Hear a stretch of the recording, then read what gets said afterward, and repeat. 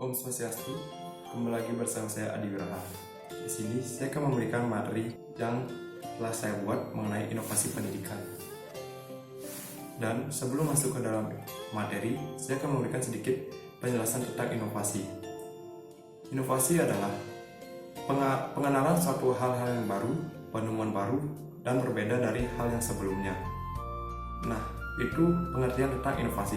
Baik, kita lanjut ke inovasi pendidikan. Inovasi pendidikan adalah inovasi untuk memecahkan masalah dalam dunia pendidikan.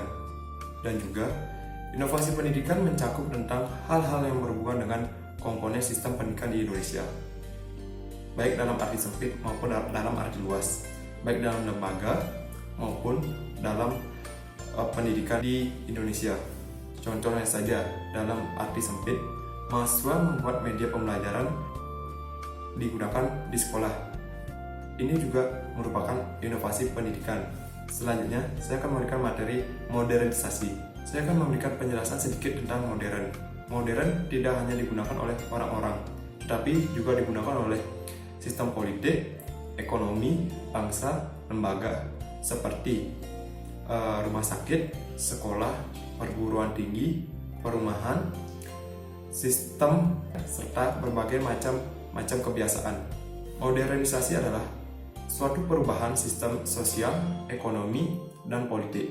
Menurut ahli Ingles mengemukakan secara detail tentang ciri-ciri manusia modern. Berdasarkan penelitian pada masyarakat industri yang sudah maju, antara lain, yang pertama, bersikap terbuka terhadap pengalaman yang baru.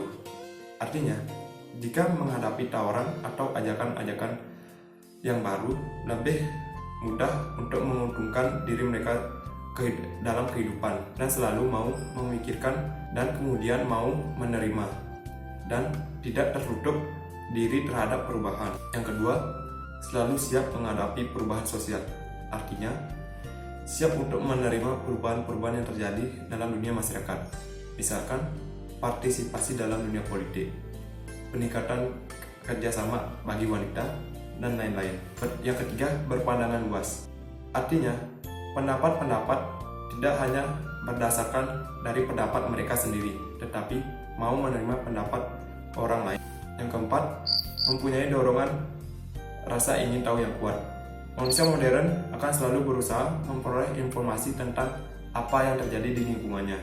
Dan juga informasi tersebut akan dimanfaatkan untuk meningkatkan kehidupan mereka ke depannya. Yang kelima, manusia modern lebih berorientasi pada masa sekarang dan masa yang akan datang daripada masa lampau. Manusia modern tidak mengenal kejayaan atau kegagalan yang ia terima di masa lalu, tetapi lebih aktif dan berpikir bagaimana masa sekarang dan masa yang akan datang. Materi selanjutnya, karakteristik inovasi pendidikan menurut Efford M. Roger, mengemukakan karakteristik inovasi dapat mempengaruhi cepat atau lambatnya penerimaan inovasi tersebut. Yang pertama, keuntungan relatif. Artinya, sejauh mana inovasi dianggap menguntungkan bagi penerimanya. Yang kedua, kompatibel.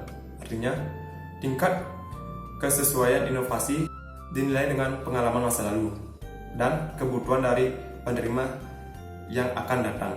Yang ketiga, kompleksitas. Artinya, tingkat kesukaran untuk memahami dan menggunakan inovasi bagi penerima. Suatu inovasi yang mudah akan lebih mudah digunakan dan lebih mudah diterima oleh masyarakat tersebut daripada inovasi yang sukar dimengerti atau sukar digunakan oleh penerima, akan menyebabkan lambatnya proses penyebaran.